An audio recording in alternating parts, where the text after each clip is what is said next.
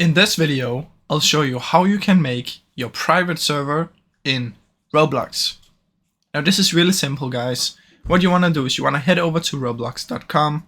From in here, select any of the servers that you want to make a private server on. So as an example, let's just choose this one. Then in here, what you want to do is you want to scroll down until you find private servers and then click create private server. Now keep in mind this one is free. You can also find some that cost a little Robux. So if you don't have any Robux, you cannot create the private server if it's not free. But simply what you want to do is press create server, give it a name, my server, and press buy now.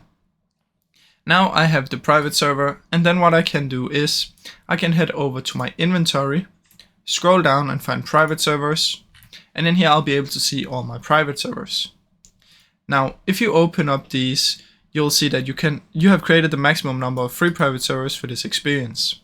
Now this means you can only have one free private server per game.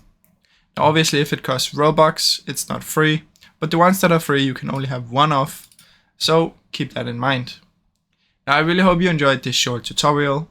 If you did, please leave a like and subscribe, as it helps me out a ton. Thank you so much for watching.